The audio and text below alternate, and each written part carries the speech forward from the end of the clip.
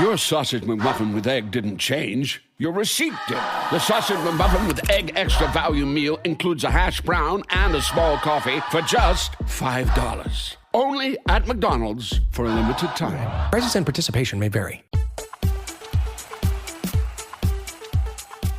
You're listening to 1865, the Nottingham Forest Podcast with Rich Ferraro.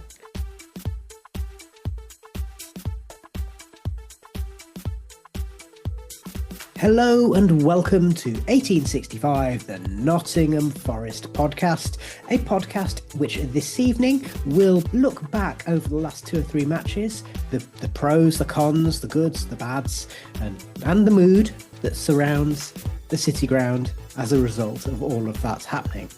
We shall have a review upon Forest Women's recent games in the League Cup and in WSL2. And we will look forward to a couple more big matches coming up for the men's team with the visit of Midtjylland and indeed the trip to Newcastle United. Welcome to Yates's Espresso Bar. I'm joined by the Maradona of the Midlands. Hello, Maradona. Hello, Rich.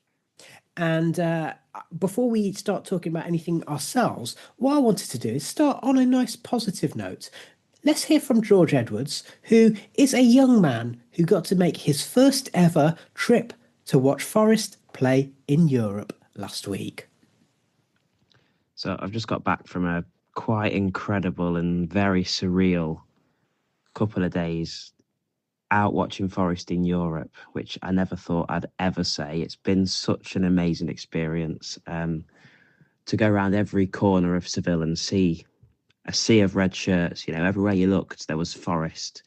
There was, at worst, a U-Reds at best, interacting with all the countless ways of how everybody got there and how we felt to be there. It was just the most magical experience. And in a way, the game was almost insignificant. Obviously, during the game, everybody was so invested in it and pushed Forest all the way. But it was just the most surreal experience. And I think for me, it comes close to topping Wembley, to topping the Arsenal game, because they felt like those moments, that individual achievement was huge, whereas this felt like the culmination of all that. It felt like the final puzzle that connected Wembley, that connected Steve Cooper, Nuno, the one-year goal against Arsenal, winning at Anfield, that were all those individual moments of delight. This felt like the connecting element to it. We were singing about Ben Watson and Danny Fox and Doris de Vries and all the people that have contributed to the journey that we've taken to be here. So, on the game itself, I'm sure the lads have spoken about it. It was a very intense first half performance from Forest, very impressive, particularly how we reacted to the goal from going behind. I was so impressed with a lot of elements of that first half performance, and it's a repeated sort of factor of the last 3 games under Ange. We've done well in the first half, created a lot of chances, got the lead, not taking any more chances, and then fell back behind and drawn the game. But there's so many positive signs on the pitch, and off the pitch, it was just such an incredible, unreal experience that will live with me, and I'm sure everybody that was there, for the rest of their lives. So whether you get a ticket or not, I just encourage everybody to go and have a trip to Europe and watch your football club, because it's magical. You're listening to 1865, the Nottingham Forest Podcast. Maradona of the Midlands. I think let's just take a moment to appreciate that the Betis match was quite a magical experience. And I'm saying that from somebody who stayed at home and watched it from my sofa. So you can imagine how young George was feeling, bearing in mind that he's barely even a twinkle in his mother's eye last time Forest were in Europe. Even last time Forest got relegated from the Premier League. So, and there's a really special feel about that night, wasn't there? Yeah, there was. That reminds me back to when I was a young boy and had my own voyage of discovery around the back streets of Bangkok.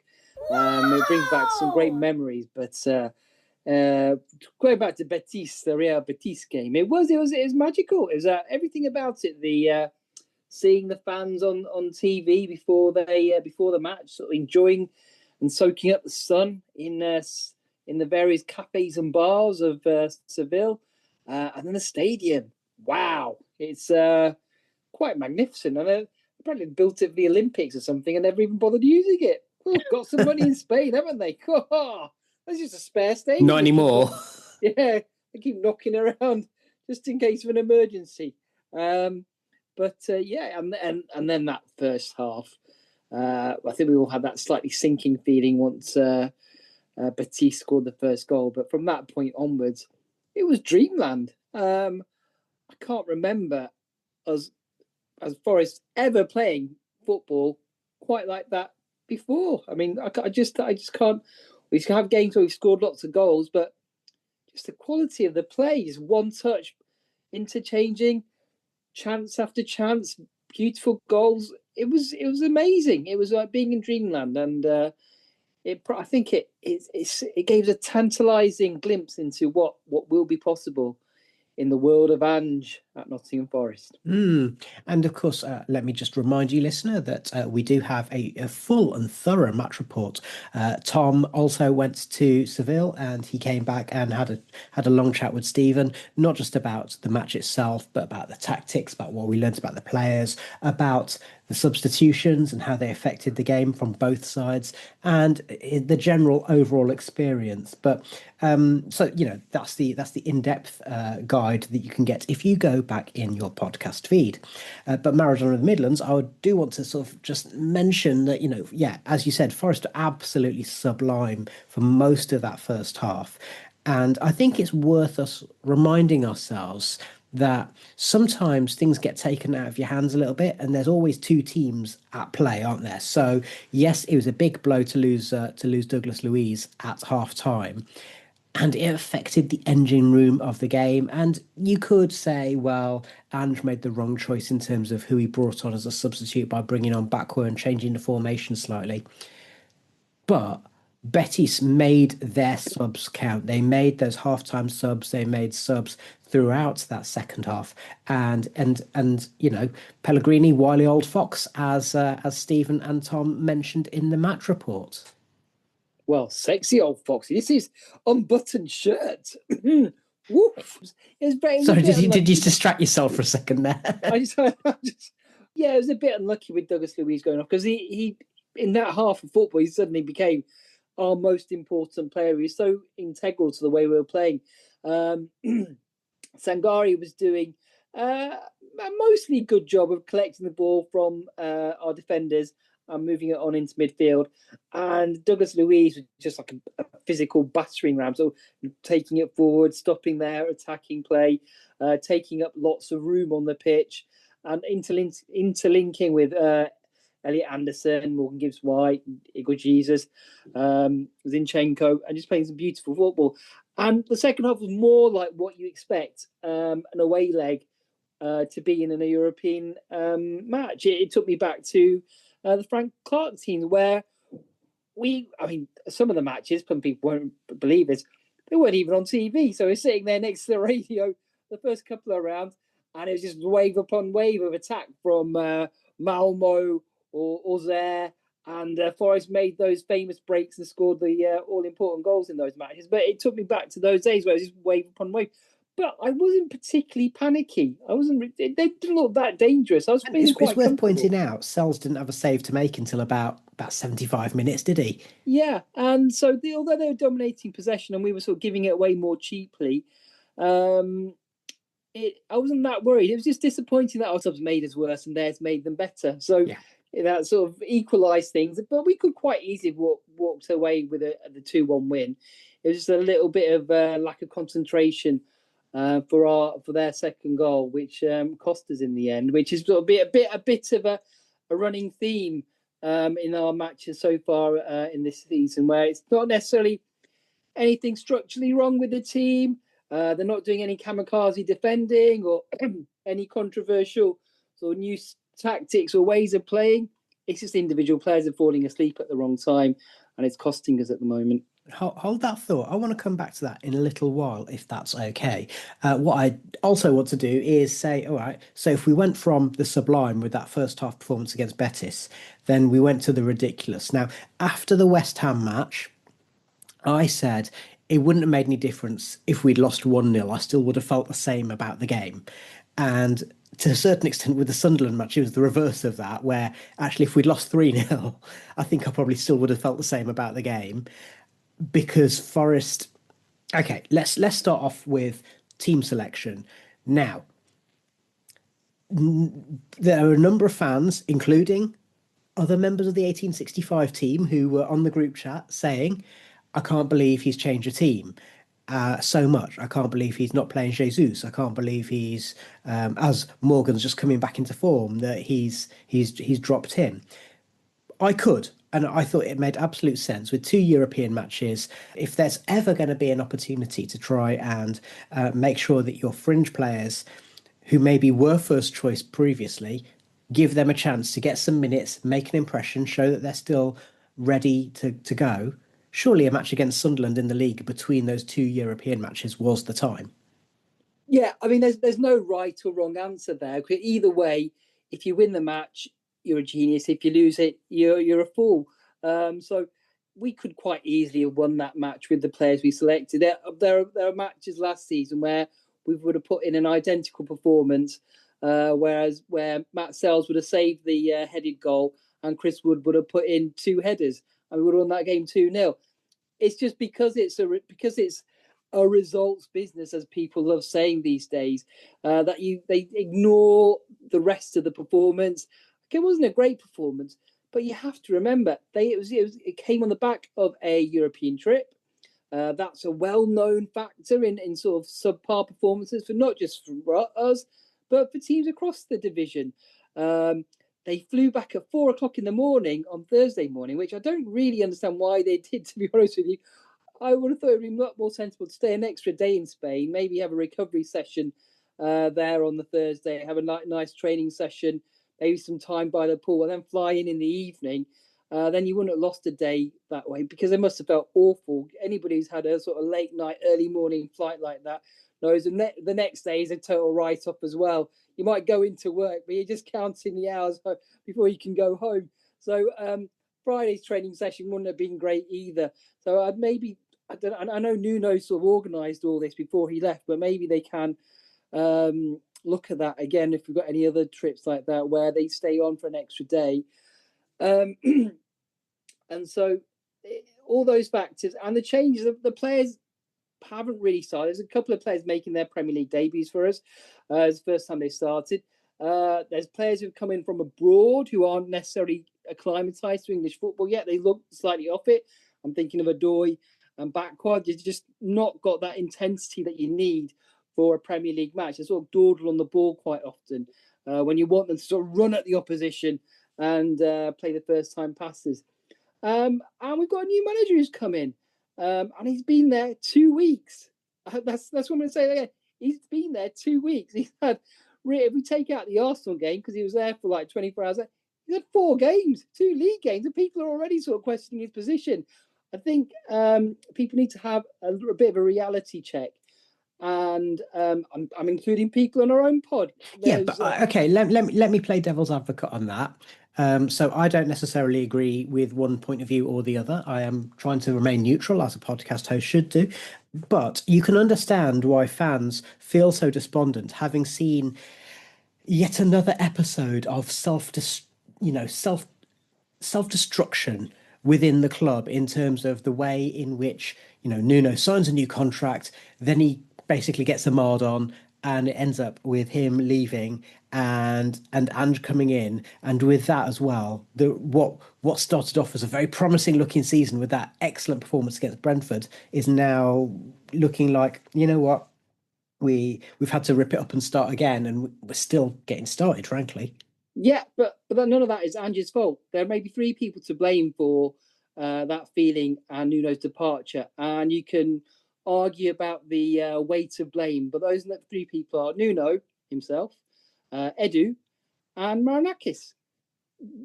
He didn't ask for Nuno to be sacked, as far as I know. Maybe he did, or maybe he phoned him up and said, "No, sack him. I'll do the job." But it's not his fault that Nuno got sacked. It's not his fault that Nuno created that sort of negative atmosphere around the club before the season even started. His comments before the first game really left me feeling deflated. The first day of the season should be like Christmas morning for a football fan. And it was like when hearing his interview on Sky Sports and Radio Nottingham that Friday evening, it was like somebody telling a little boy on Christmas Eve that Santa Claus doesn't exist.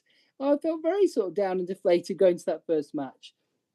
But none of that is Ange's fault. And it's fine to feel sad and angry that that promise has sort of been so far not been seized upon. But blaming Ange and going into the match and in the stadium with a sort of begrudging attitude, not really fully supporting the team, is self-defeatist. It's cutting off our noses despite our own faces. We've got to get behind him. Our support and in the home atmosphere is one of our unique benefits and factors that we've got at the club. And if we're losing that, we're just like every other club, and we're losing a significant advantage there. So I think everybody just needs to have a good sort of shake and wake up, shake themselves and think, come on, let's get behind Ange. Because if he does go, even if he loses another couple of games and the pressure's ramped up and people say he's got to go, we're going to be in a terrible mess if we bring in a third coach of the season, another set of coaches, another set of compensation payments, which wrecks our PSR. And quite frankly, we're not going to get a good quality coach. He's already seen two well-known, well-respected coaches gone in the first couple of months of the season. The likes of Glasner, Silva, Areola are not going to touch that sort of club with a barge pole. So we've got to stick behind him and go for it. This negativity has to go. The gloom has to be dispelled. There's one way that can happen, and that's with a win. And hopefully on Thursday night we'll get that, and people start sort of backing Ange a bit. Yeah, I was going to say a couple of things. Certainly, I think a European match, because the nature of European encounters means that I think everyone will be behind the team, and the roar will be back at the City Ground and so on and so forth. So hopefully, if there's a performance as well, like we had, even if it is for 40 minutes rather than for the full 90, like we had against Betis, then I think that will also get the naysayers on side.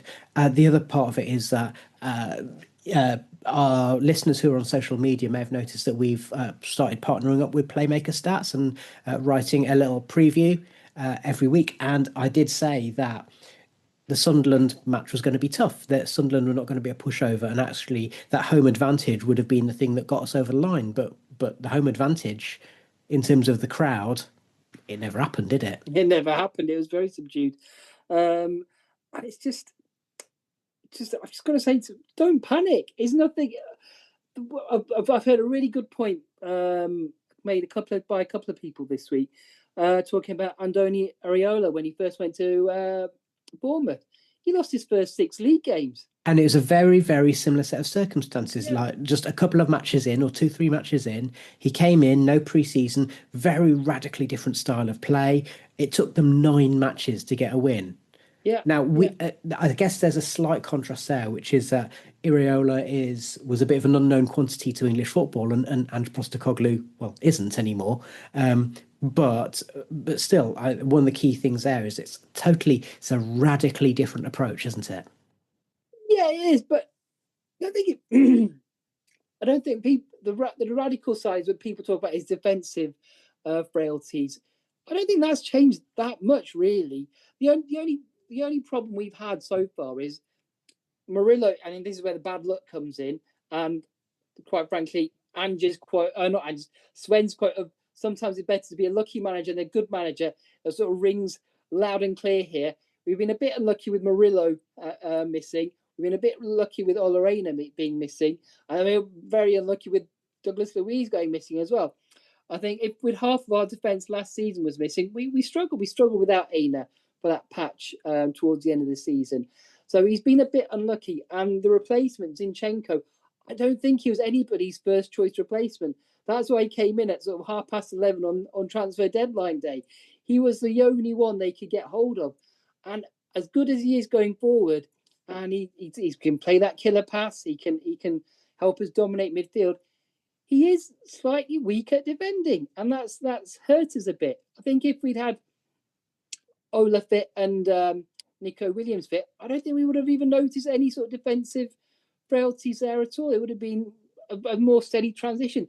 The big change where we've seen is the one-touch passing and people flooding the box. And this is what I'll say to people. The numbers don't lie. The numbers are telling us that we are playing well. We're getting more touches in the opposition box than we ever had. We're getting more shots on goal. And those numbers will eventually pay off. They will eventually convert into goals and wins. We just have to be calm about it. Tranquillo, as they say in Italy. And it will come. It will come. It might be the most surprising place. It might come up at St. James's Park when we're expecting us to get stuffed. A la Nuno on Boxing Day a couple of years ago. Well, okay, so I'm just going to just mention that, yeah, the numbers might not lie, but equally it took until gone the hour against Sunderland for us to really make any chances. And that was because the substitutions which were made finally injected a little bit of pace. And one of the things I would say in terms of the team changes is that with no Louise, with no Morgan Gibbs-White, and with no Jesus, you could tell that that level of energy and pace and just kind of relentlessness. You know what I mean? But that wasn't there because those three players were big losses. So in that case, was it too many changes? But then on the other hand, we watched Forest last season basically falter because the players were knackered and we didn't change things up enough. We don't know yet what's going to be, who's going to be good enough, who's not going to be good enough. We've not seen the players play enough. But at the beginning of the season, we were all very happy saying, oh, look, we've got two quality players in every position. We'll be able to rotate between European matches and league matches. So it's a bit rich for us to start criticising Ange for the first opportunity he gets to rotate after the European match and bring in those players, where everybody starts criticising. I mean, we did bring in Chris Wood, our 20-goal top goal scorer last season. It's not like we're bringing in rookie kids. So, but there was a drop-off, the quality there of the one-touch passing and the movement more than anything. I think eventually he'll find the correct combinations, but it's had 4 or 5 games to work out who's playing best, who's got the best combination with each other, and that's with hardly any training time. So just cut Ange a bit of slack, please. Okay. Thank you very much to the Maradona and the Midlands for stating an opposing viewpoint to the one that seems to have been going around on social media and amongst many, many fans. What we're going to do is we're going to take a little break, and after that we're going to be joined by Matt Turpin with his review of what's going on with the women's team in the Cup and in WSL2. You're listening to 1865, the Nottingham Forest Podcast. When did making plans get this complicated? It's time to streamline with WhatsApp, the secure messaging app that brings the whole group together. Use polls to settle dinner plans. Send event invites and pin messages so no one forgets Mom's 60th. And never miss a meme or milestone. All protected with end-to-end encryption. It's time for WhatsApp. Message privately with everyone. Learn more at whatsapp.com. Welcome to Yates's Espresso Bar. There is a danger when reporting on Forest women in drawing too many comparisons with the male form of the game. They may share a kit, a ground and so on, but it's important they both stand on their own as two very different entities, and your faithful correspondent should avoid trying to make parallels. However, the footballing gods, also known as that secret cabal of suits that schedule games on some mega powerful supercomputer, made it almost impossible to not point out the weird synchronicity of this week by helpfully scheduling the last 2 games the women played, a cup game and a league game, almost simultaneously with the men's matches where they played a cup game and a league game. If this was designed to pointedly confuse any correspondents who were forced to watch both games simultaneously, it nearly worked. And thank the Lord for the modern way most households are equipped with multiple screens and decent Wi-Fi connections. So, while Forest men headed to the orange-scented air of Seville, the women headed up to the less citrusy environs of Mansfield to clash with Newcastle in the first group game in the League Cup. Newcastle are contending to be Forest's bogey team. 2 seasons ago, they blocked our ascension into the second tier, then became the only team to beat us in all competitions last season when they brought our FA Cup run to a juddering halt. When we did go up into WSL2, they delivered a dose of reality by ending our unbeaten league run, which we maintained over the whole of last season, by bringing us back down to earth 2-1 in a victory on match day 1. This is a fate that was also suffered by the male side of Forest when they emerged curious and blinking into the Premiership, only to get smacked by Newcastle. It seems that they would consolidate their dominance over us when they went 1-up in the 54th after a first half of shared chances but with the Toon bossing the possession. Over in Spain, the men conceded 2 and hit back twice in the space of 8 minutes. It took the women just 4 minutes to do the same, with Amy Claypole bagging equaliser, her first goal of the season, in a straightforward attack from kick-off. A couple of minutes later, a similar simple run through defence, a square ball and a simple tap-in from defender Kirsty Smith saw the Reds take the lead. An effective high press, an ability and a freedom to send scorching, nerve-shredding thunderbolt shots from distance, and a fearsome attitude to the fight back are the early characteristics being shown in this Forest team dominated by new signings. While over in southern Spain, the home team got back on terms, under the lights at Phil Mill, the women put in a sterling defence to deny the Magpies a similar bonus. On to Saturday. Saturday, a day fans of Forest women don't really traditionally associate with a football match, but saw a trip to Ashton Gates take on the Robins in their hood. While Forest now had their first win, that was against the also promoted Ipswich, could they cut the mustard against an established WSL2 club, one that had tasted the delights of WSL 1 a couple of seasons back and finished a respectful 6th last season? It felt like if we want to get a foothold in this league, we need to win in these matches. But it didn't look like that was possible. Bristol were quick in attack, hitting the woodwork early on, and forced Emily Batty in some decent saves, before an excellent close-range header from Chilean international Camille Saez took City ahead. Over in Nottingham, similar as the men conceded against Sunderland. Yet, in all 5 games they've played this season, Forest women have scored in the second half. Just before they went in at midway, a crunching tackle on Deanne Rose saw City reduced to 10, as Sophie Ingle was sent off with a straight red for unsporting conduct. Game on. Now, the equaliser came from a well-worked move that saw Freya Thomas score, and 3 minutes later, former City midfielder Amy Rogers sent a thunderbolt in off the crossbar from some distance. City attempted to stage a comeback that may proved effective, but it was not to be. Forest have not once conceded this season after they've scored. And with some decent attacks that saw shots fizz wide, crack the woodwork and so on, City looked like they could get back into it, but too little, too late. That record stands.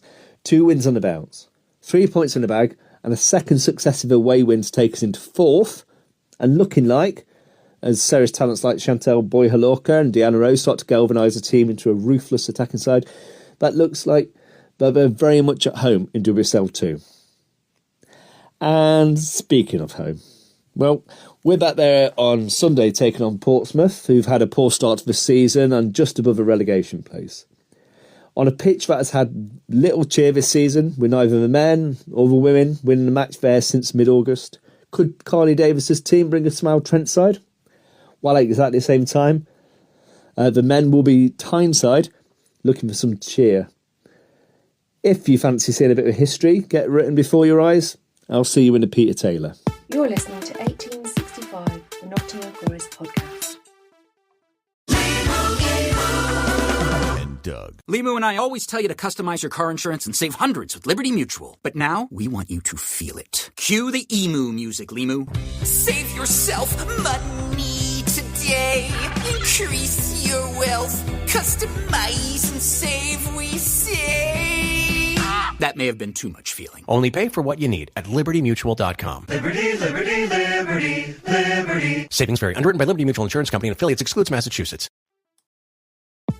Welcome to Yates's Espresso Bar. Thank you so much to Matt Turpin, and thank you, listener, for rejoining us. This is Yates's Espresso Bar.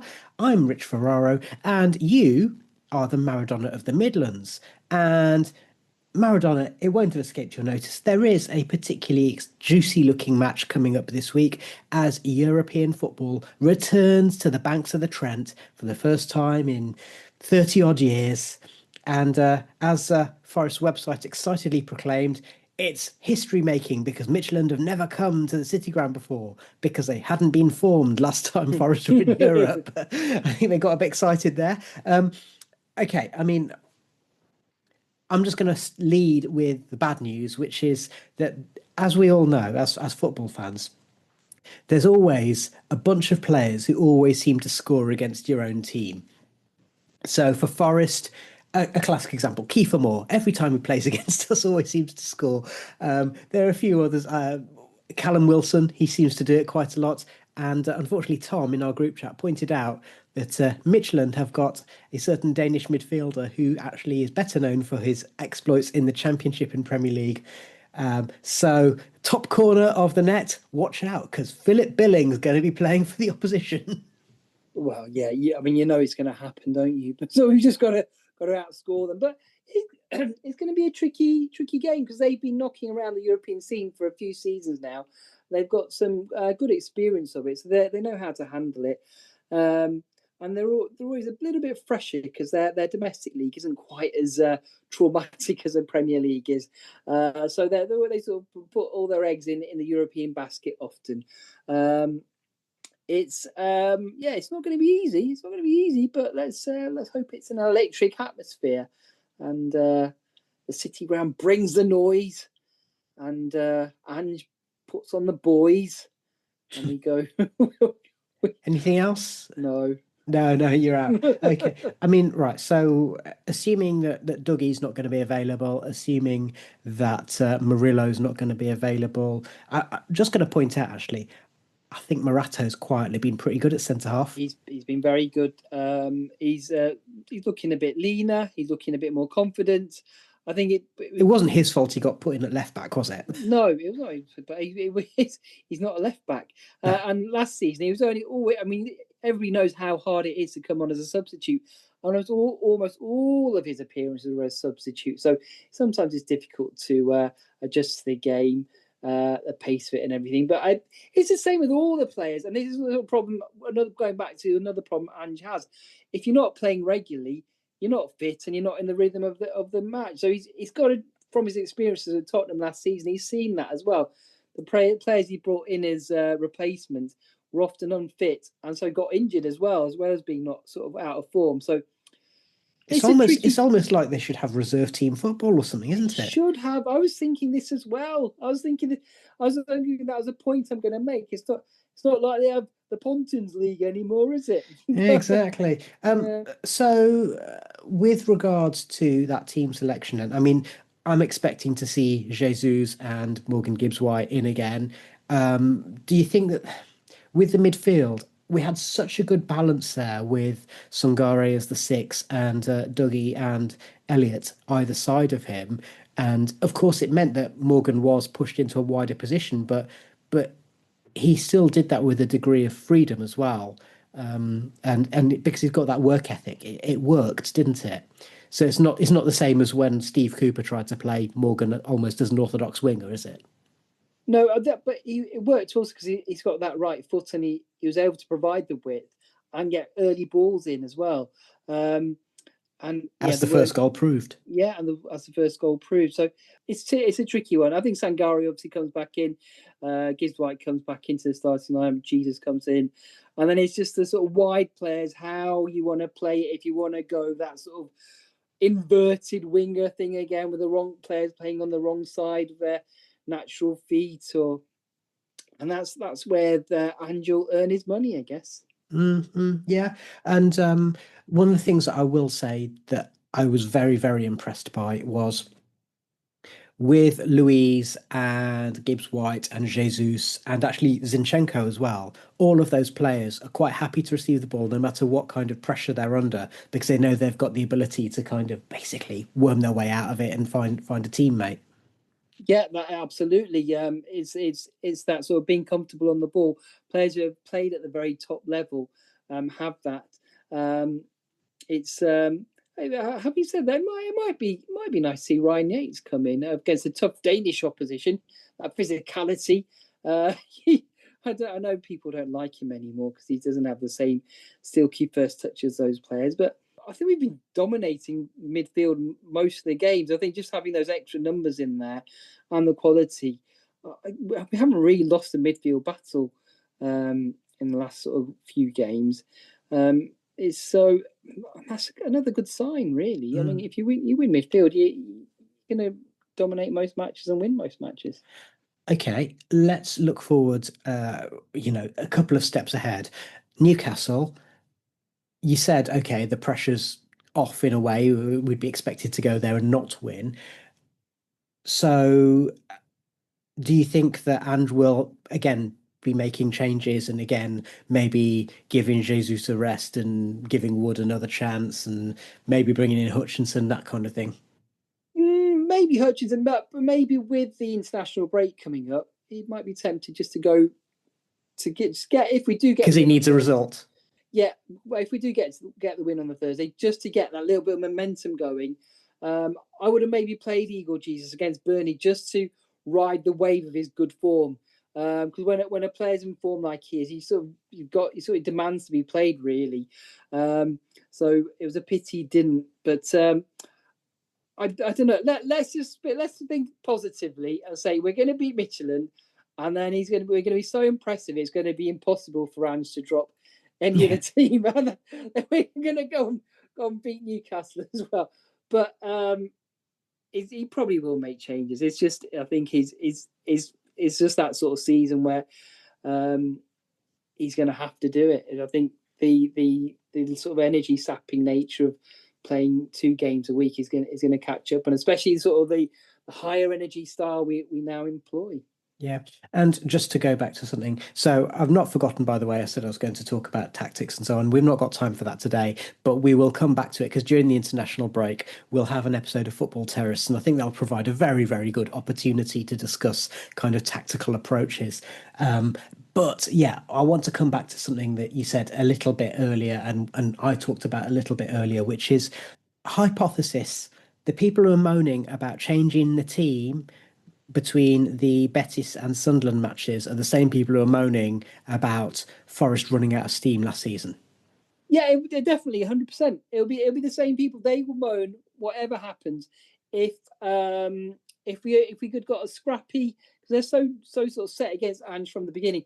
If it had been a scrappy 1-0 win against Sunderland and said, well, it's only Sunderland, it was only 1-0, it was a scrappy goal. So yeah, these people you can't satisfy. There's no nuance. You can't look at a performance. If you win a match, normally these days, it's not just our club, every other club in the country as well. If you win a match, the manager's a genius. He's the greatest thing to expect. If you lose a match, oh, he's terrible. He doesn't know what he's doing. He's got to go. There's no sort of grey in between where I think, okay, yeah, I can see where he was trying to do something different there. We're a bit unlucky with this. We played well, but we lost. It's very black and white. There's the nuance has gone out of our game, and that sort of pressure cooker atmosphere of sort of with everybody having a voice is that sort of ramps it up. And one of the reasons we started 1865 back in the day was because before the internet and Twitter and everything, we used to have football phone-ins, and we used to get annoyed on the way home from matches listening to Brian from Blidworth or wherever say, "Oh, rubbish." So we thought we have to get the other side across, sort of more reasoned. Okay, I did say briefly, and in true football phone-in fashion, you've had plenty to say there. And this listener is coming from TalkSport's biggest fan, and you'll be able to hear more from TalkSport's biggest fan as we go on. We're going to have a match report, obviously, after the Midtjylland game, after the Newcastle game, and then, as I say, when we get to the international break, we will be giving you one of our Football Terrorist shows where we have a little bit of a considered roundup. So thank you very much to you, the Maradona and the Midlands. Thank you to Matt Turpin for his report on the women's team. And thank you, listener, for joining us once again. Stay tuned. We'll be back with another 1865 podcast. Come on, you Reds. You've been listening to 1865, the Nottingham Forest Podcast. Follow us on X, Insta, TikTok, Threads and Blue Sky, and listen via Apple, Spotify and YouTube. All the links are available at 1865.football.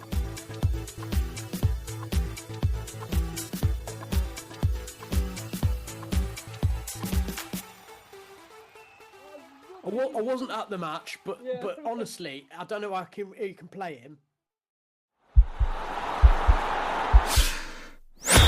This podcast is part of the Sports Social Podcast Network.